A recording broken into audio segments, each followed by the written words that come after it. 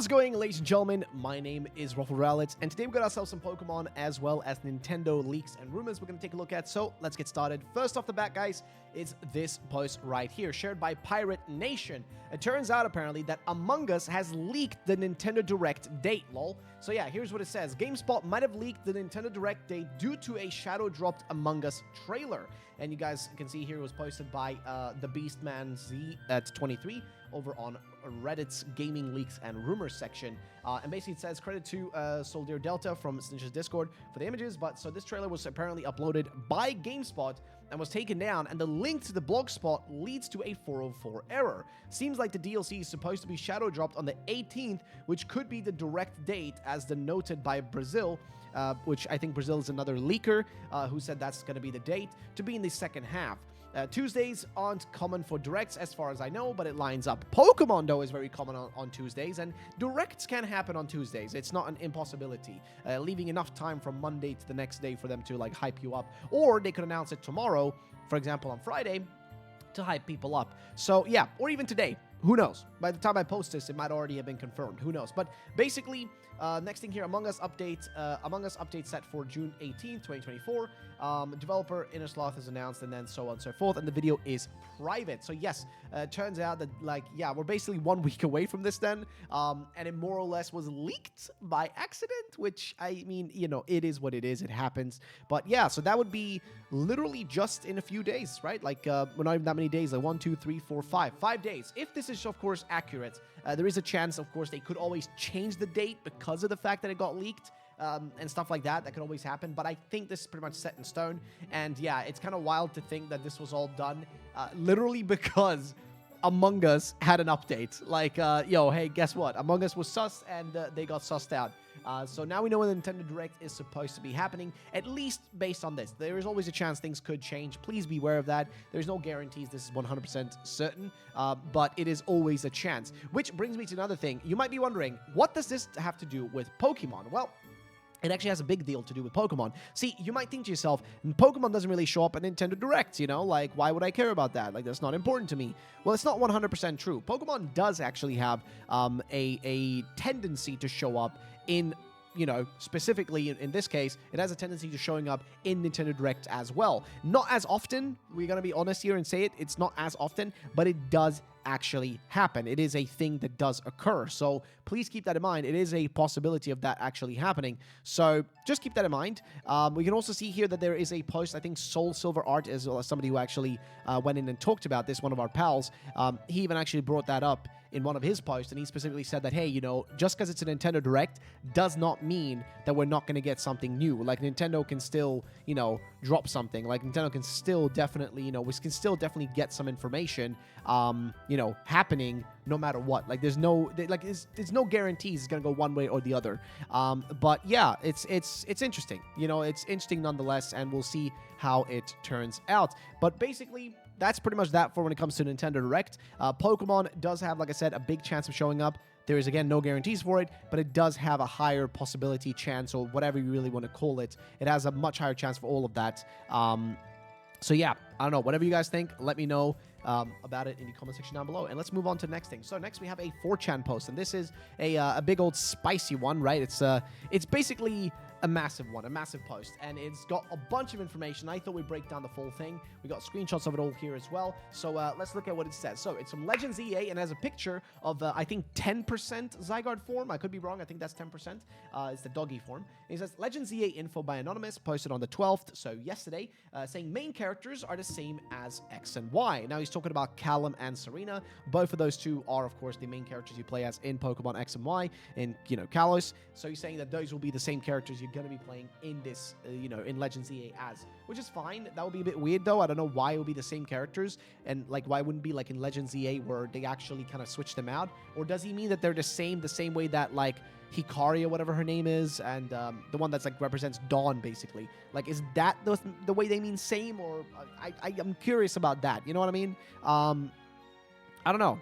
It's interesting. Like, I don't know. It's interesting, but at the same time, I don't really think it has, like, that much value to it. Like, I don't really know if that makes any sense. By the way, game starts with a cinematic inside the player's bedroom.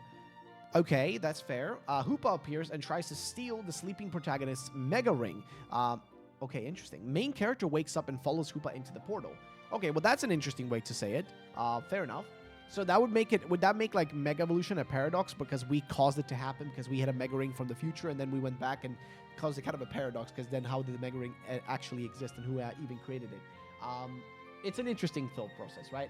Now, he says that apparently that's going to be the case and the main character wakes up and follows Hoopa into the portal. Like in Legends Arceus, the protagonist falls from the sky. They're found by an alternate universe versions of the Scarlet and Violet professors. Really? Sada and Turo?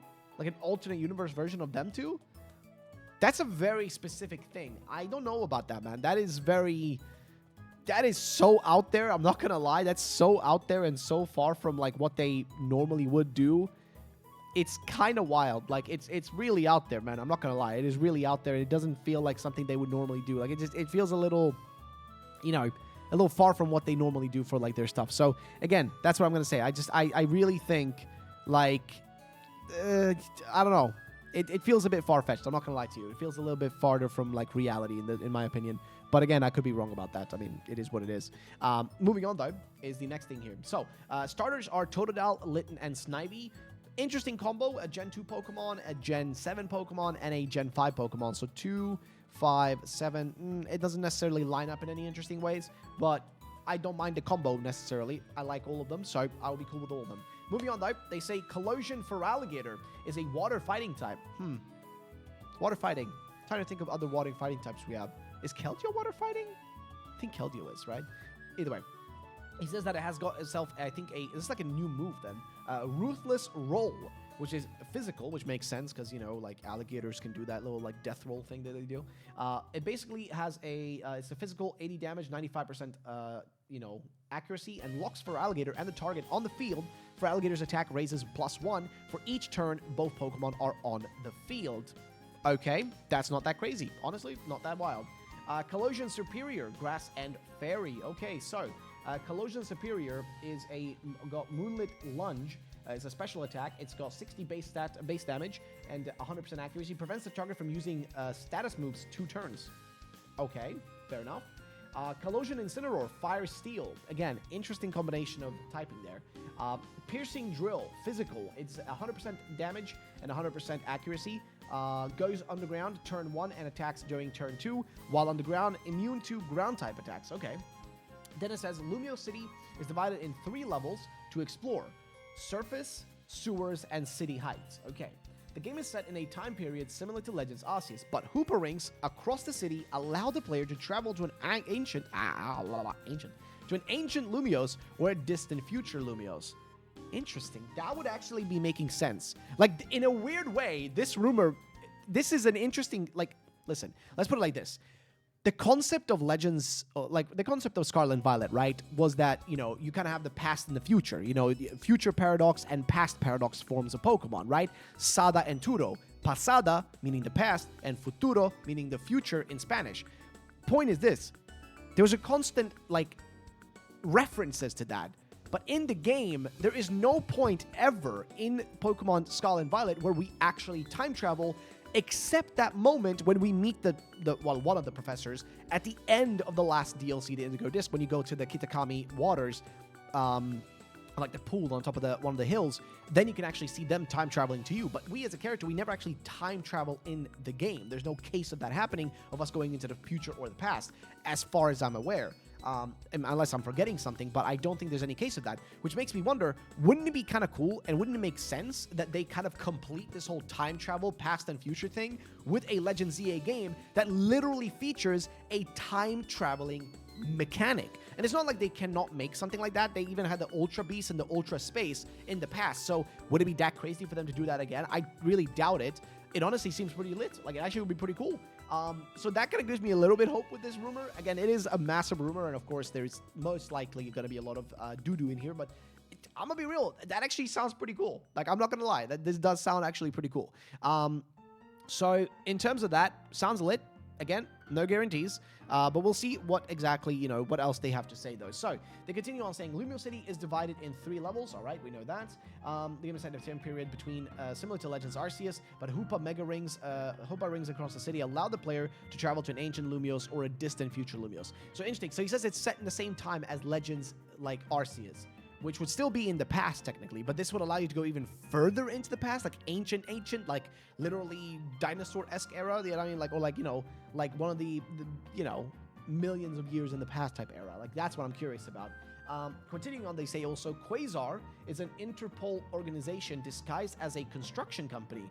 Interesting twist on that one. Their goal is to protect Lumios from these space-time distortions and the threats that come with them. They're actively taking in space-time travelers, or fallers, that end up in Lumios and give them a new identity. Sada and Turo's new identities are Agents A and Agent Z, respectively.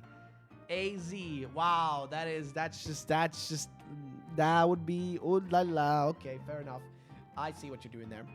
Quasar's leaders are Elysia, an ancestor of Lysander, and Plata, an ancestor of Sycamore. Zygarde is a artificial Pokemon made by Quasar to protect the Kalos ecosystem from invasive species like Paradoxes and Ultra Beasts. Okay, that actually sounds pretty reasonable. The main plot of the game consists in defeating the boss Paradox Pokemon and locking them inside one of the 5 plazas surrounding the Prism Tower until the creation of Zygarde is completed. I mean, again, story element-wise, this actually sounds reasonable. It doesn't sound, again, like maybe, can it be a little bit far-fetched? I mean, come on, every rumor is a little far-fetched. But does it sound that crazy? I've heard crazier, okay? I've heard worse. So in that regard, I don't think it's the craziest thing I've ever heard. But nonetheless, I want to hear what you guys think about that. Like, what do you think about this concept for basically Zygarde literally created to keep the balance, and then you have to capture a bunch of these invasive Pokemon, Ultra Beasts, or whatever else, right? Paradoxes, maybe even, and lock them away. Personally, I think that sounds cool. By the way, moving on, he says, in order to create Zygarde, you must search AZ's blueprints and plans of Zygarde. Okay, that sounds reasonable as well. Again, doesn't sound that crazy. Sounds like a pretty standard thing. Okay, so we need to look for AZ's blueprints and plans for Zygarde, because I guess in this scenario, he's saying that AZ, the actual AZ, created Zygarde themselves. Or Zygarde itself, whatever way you want to refer to it as. It says other Quasar members, Wick, Looker, Aster, Colress, Emmet, some ancestors I recall are, let's see, Drosnas and Clemons. There's certainly more they don't play, there's certainly more, but they don't play a major part. Okay, fair enough. He says that Colress is working on a synchro device. There it is. Okay, there it is. So nobody's talked about this. Like, not enough people have talked about the synchro machine. Because I've been saying it since we saw the synchro machine in Pokemon Scarlet and Violet's DLC, the Indigo Disc. I have been saying since then that there is one specific thing that sticks out there, which is when you talk to the person that gives you the synchro machine, they tell you this device, the synchro machine, is a prototype. We're planning on making improvements on it in the future.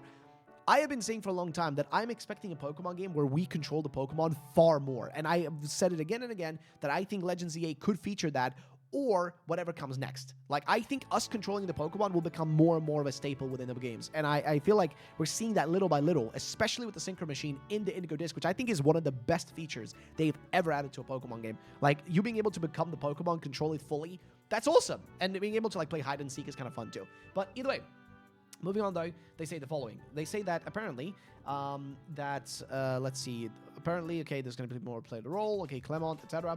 So, Colress is working on a synchro device, synchro machine from Scarlet and Violet, which is a big feature of the game. Okay, what is it all about? Well, allowing city exploration to be more unique. In what way? Is it because you're going to be able to be a Pokemon and travel through, like, smaller areas or fly above as, like, a, I don't know, what's a flying type Pokemon that I can't think of? Wingull, I guess? You get what I mean, right? Or Pidove or whatever else you got. Talonflame, Fletchinder, doesn't matter. Now he says also that Agent A and Agent Z, which would be Sada and Turo, are researching new paradoxes and the technology AZ used. They're also helping Emmet find a way back home. Okay, again, doesn't sound that crazy. Doesn't sound that out of the ordinary. It says Wick is working on Arsenal Zero, a special Silvally meant to defeat Paradox Pokemon. That actually sounds sick. That actually does sound really sick. It does start feeling a little bit more like art, or like, you know, a little bit more fanfiction-y the further in we get. but it does sound pretty cool. I'm not gonna lie, okay? I'm not gonna pretend like it doesn't sound pretty epic. They say that the protagonist works closely with Looker, looking for whoever is behind Hoopa's sudden appearance and their motives. So yeah, again, Hoopa and the whole rings, I don't see that, like, you know, being something that they wouldn't want to go for. Remember, Hoopa is present with the rings and stuff in ORAS, and ORAS is a Gen 6 game. Like, I'm expecting to see references to ORAS in Legends ZA because ORAS and X and Y are connected. They're both part of the Mega Timeline, right? And I don't remember what other games are part of the Mega Timeline, but I'm guessing pretty much everything up until Let's Go Pikachu and Eevee is the Mega Timeline. And then it does kind of split, you know, at certain points. Point just being that we know for a fact that ORAS and X and Y are connected games. There is a lot of connection between them. Lore-wise, there are connections, and just in terms of the world itself, there are connections, as well as the games. So in terms of Hoopa showing up, it makes sense. It is not crazy to assume that Hoopa would be present in the game. However, moving on to the next thing here, they say that apparently, like I said, the protagonist is going to be working closely with Looker, looking for whoever is behind Hoopa's sudden appearance and their motives. Aster is researching the link between Rayquaza and Project ZA, Zygarde. Okay, so Project ZA, so ZA is literally just Zygarde, that's it. Zygarde being created is what this person is saying. And also Rayquaza. I guess Rayquaza maybe has a connection to the whole Pokemon anime, right? Because remember, there's gotta be some crossover, 100%, between Legends ZA and of course the current Pokemon anime. Like, there's always a connection between these. The same way there's a connection between the Pokemon merch, as well as the Pokemon games, as well as the Pokemon manga, as well as the Pokemon anime. All these things connect in a nice way together, right? The same way that, for example, Pokemon Go has announced that they're going to be adding, for example, Dynamaxing and Gigantamaxing. That's going to be coming to Pokemon Go. This is actually a data mine that leaked this information. So yeah, we know for a fact that's happening. So what I'm trying to say by that, the reason I'm pointing that out, is that these things that exist in the mainline games do end up becoming present in other things as well. And Rayquaza is an important aspect specifically of the Pokemon anime right now. It's actually a Pokemon, like a Rayquaza shiny actually is found within a specific ball, like a Pokeball. So again, a lot of things there to say about that. But moving on though, they say to maintain their construction company facade, and he's talking about here Quasar, which is the Interpol organization, saying that apparently to keep that facade, you'll be in charge of the urban redevelopment plan. Using your knowledge of future Lumios, you'll plan the city accordingly. That actually, I mean, again, this person has written this so well that if it is fake, man, this is one of the best ones I've read. Like, this has got to be hands down one of the best rumors I've ever read, just because of how well written it is, how well organized, and how everything just sounds genuinely decent. Like, it doesn't sound off. None of this sounds like it's out of place or BS. It actually sounds legitimately on point. And it sounds realistic, I think is what I'm trying to say. So yeah, basically you'll plan your city accordingly. Moving on, a dispute between Alicia and Plata will lead to Xerneas and Yveltal's awakening. Because yeah, those two just exist. Moving on, side quests will be a main part of the gameplay.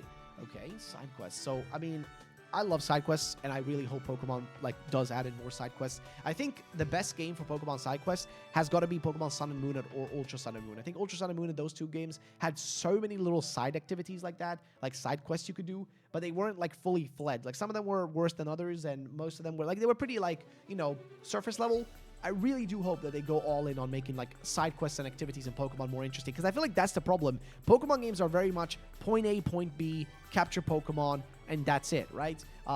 I really, hope that they're going to try to do a little bit more variety in it, allowing you to kind of go off on these little side activities and side stories that lead you to a really cool conclusion that has nothing to do with the main story. Because there are, sure, a little tiny things of that in Pokemon. There's always small side quests, and I covered that on the channel, so, you guys can check those videos out. I do cover side quests in Pokemon, but they're very short, and there's not really much substance there. They could always be improved. There are some really good side quests, but like I said, not very many.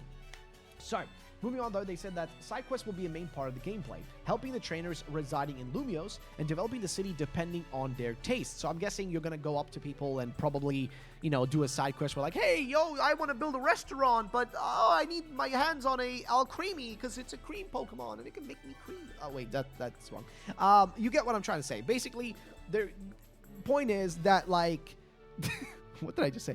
The point is that they could easily make side quests where you go do activities for different people in the city, whether it's somebody that needs like, oh, hey, capture me a Machoke because I need that to build this building, and then you catch him a Machoke, and he's like, hey, yeah, thank you for that, and now, I need your help to like, build this place, and that's maybe a little mini game for that. Point is, there's stuff they can do. Side quests, there's a lot of interesting side quests you could do. Moving on, though, they say a group of these side quests will unlock the mythical Pokemon, Diancie and Volcanion. That would be actually neat. Hoopa will be obtainable as a reward for beating the main story. Okay, wouldn't be that crazy to assume something like that. Moving on, they say some new Pokemon. So, these are new Pokemon, apparently, that will be showing up. So, here's what they say. A Kalosian, so a Kalos form Furret, which is going to be a normal poison type. I think a lot of people will be very happy with that. Also, a Kalosian Pharaoh, which is a flying poison type. Again, why with the poison, though? That's an interesting way. Is the poison meant to be like a representation of like the toxification, like with cities and like, urbanization and how it causes, a lot more waste? I don't know, something like that. Either way, Ancient Paradox Noivern, apparently, Blustering Waves. So this would be implying that we will get more paradoxes, which is something that I've been wondering for a long time, and I'm curious what you guys think. I don't know if we're going to see paradoxes anymore. I don't know if we're going to see any further paradox Pokemon included in future games because they're so tied. Like, paradox Pokemon are so tied to the story of Pokemon Scarlet and Violet, unless they can open that story up and spread it out further and not just keep it within Scarlet and Violet.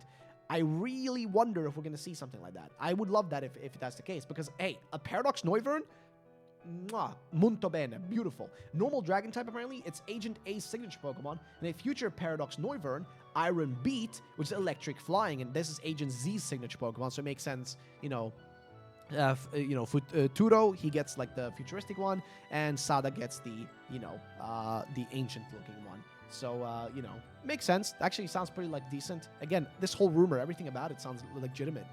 Next up, we have boss Pokemon. So these will be the Pokemon you would have to defeat to make progress. And they say that apparently, for the boss Pokemon, you have a future Paradox Noctowl called Iron Tempo. It's a Psychic Steel type. Ooh, okay. Psychic Steel. That would be interesting.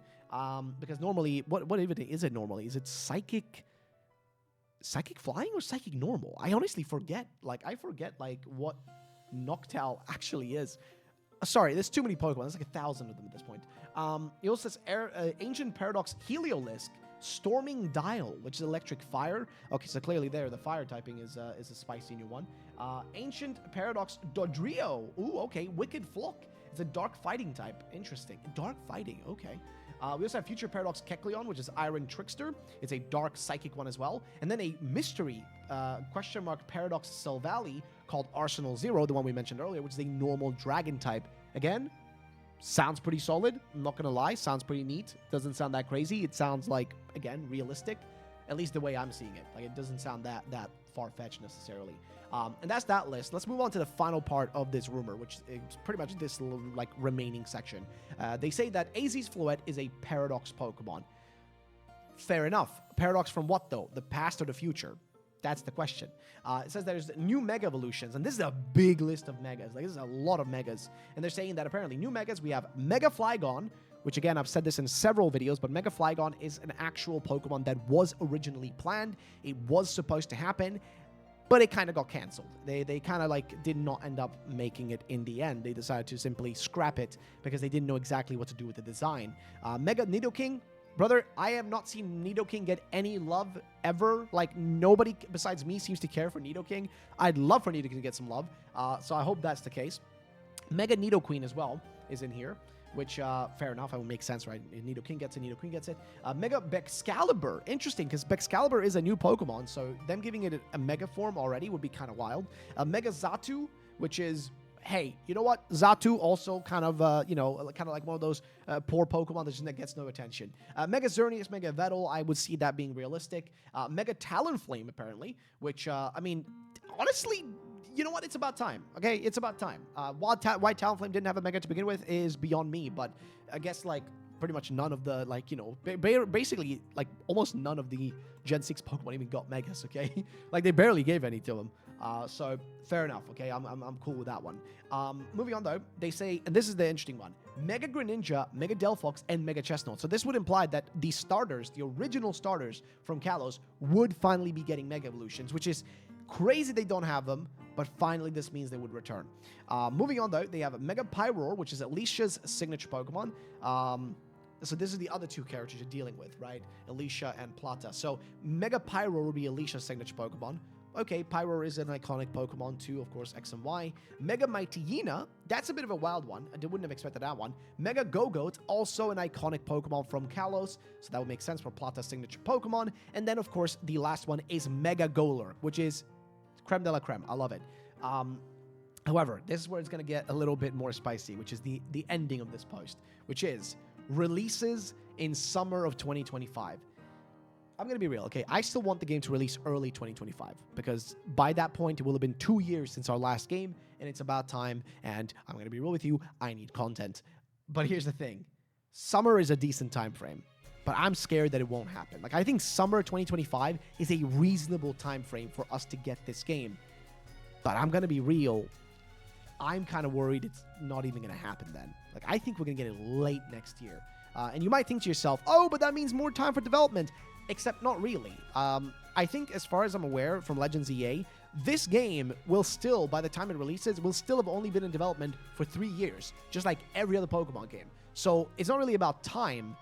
It's not really about that. It's more so about, like, you know, I guess people thinking that if they have more time to get it, or even if they do it, like, you know, if they have extra 6 months.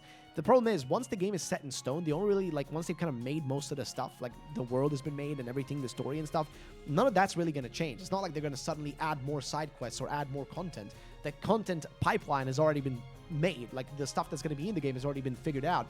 It's more so about, like, bug fixes. And that's the only thing I can imagine where they really should take an extra bit of time. But I doubt that they would even do that still. Like, I doubt it.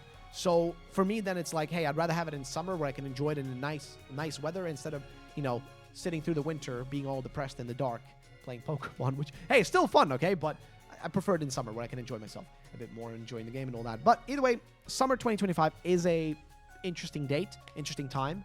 However, next they say that the next World Championship will be located in Paris. See, this is really out there because most of these rumors, they never post anything to do with the Pokemon Worlds or Championship, right? Like, you know, like Pokemon, like, you know, basically the championship for the TCG, the VGC, and all that sort of stuff. They don't really talk about that, but they're saying that it's going to be in Paris next, which that would be making sense, right? Because Kalos, Legends ZA, all that kind of stuff, and this will be next year. By the time this game comes out, it will be timed together, right? So, and usually the championships are in August, so if the game comes out in summer, it can come out in anywhere between, like, what, June and when does summer really end? Like, sometime end of August, I guess? Somewhere around there. Yeah, it actually makes sense. It's not even that crazy. Moving on, Mega Kalos starters will be revealed during Worlds 2024. Actually sounds reasonable. Worlds is in August, guys. We're not too far away now from actual Worlds, and Worlds always has something, even if it's something small, there's always something there, so you can probably expect to see something there. Content update planned for Scarlet and Violet and Home to enable Legends ZA support. This will allow Legends ZA Pokemon into Scarlet and Violet. That is where you lost me. You had me throughout the whole rumor. Everything I've read so far, everything had me, and you just lost me there. There is no way. There's no way in hell that Game Freak, Nintendo, the Pokemon company, would bother, like, that they would even take their time to even bother trying to, like, put in Pokemon from a new game into a game that's older. There's no reason for them to do that. It's just a little bit, like, think about it. Realistically, it's barely any extra work. But they're not going to do it because anything more than bare minimum is too much for Game Freak. So there's no way. And listen, I love Game Freak. I love the games they make. At the end of the day, my job is talking about these games. I can't hate Pokemon. I really don't. I love this franchise. But come on. Well, let's be real. There's no way they're going to add in support for Legends ZA Pokemon in a previous game like Scarlet and Violet. They've never done it before. Like, I don't remember a single time where they've gone retroactively back. Like, let's use an example like, I don't know. Oh, what would be a good example? Legends Arceus. Did they take Legends Arceus's Pokemon and put it back into Sword and Shield? I don't think so. So why would they do it here now? It just doesn't really make sense, does it? It feels too, like, out there. It doesn't seem realistic at all to me. But honestly, this rumor, besides that last thing, I'm telling you, everything else here, you all might think like, oh, but yeah, some of the other stuff sounded crazy. No, most of the stuff here, story-wise and everything like that, it actually sounds reasonable. That's not the point. That's, like, literally this part that makes me think this is fake. it's literally that last sentence, because everything else here, like the main characters being the same ones as X and Y, you can get around that because, you know, you can just feign ignorance and be like, yeah, they're just similar or something. Game starts with the cinematic. The way the cinematic works makes sense. The Hoopa thing makes sense. Some of the megas that are listed make sense. The characters, the story, everything here makes sense, except the last sentence. Content update plan for Scarlet and Violet and Home to enable Legends ZA support. This will allow Legends ZA Pokemon into Scarlet and Violet. The only thing I'm assuming here is, and this is maybe me getting this wrong, maybe he doesn't mean that Pokemon from Legends ZA, like new Pokemon, Megas, and stuff like that, will be able to be put into Scarlet and Violet, but rather Pokemon that are in Scarlet and Violet and in Legends ZA will be able to be transferred over. And I think that's probably more likely than what he's talking about than actually having like an update, you know, like a content update that actually is going to add new stuff. But he does say content update, which is, you know, it's basically like, which one of the two things is it? Is it a content update that's actually going to add new content to Scarlet and Violet? Because that's what a content update would be. Brand new Pokemon added that are from Legends ZA. Or is this simply just him trying to say that there's going to be an update that will allow you to send your Pokemon from Legends ZA that are already in Scarlet and Violet, like Pokemon, like let's say a Pikachu. If you catch a Pikachu in Legends ZA, you'll be able to send it over to the next one. That's the way I'm looking at this. But I don't know, ladies and gentlemen, I would love to, love to know what you guys think. Do you think that legitimately we're going to get the direct on June 18th? Because yes, this leak is pretty crazy. And also, what do you think about this rumor? Because it is a pretty long one. But that's going to be it for today, guys. Thank you all for watching. I'll see you all in the next one. Peace out and bye-bye.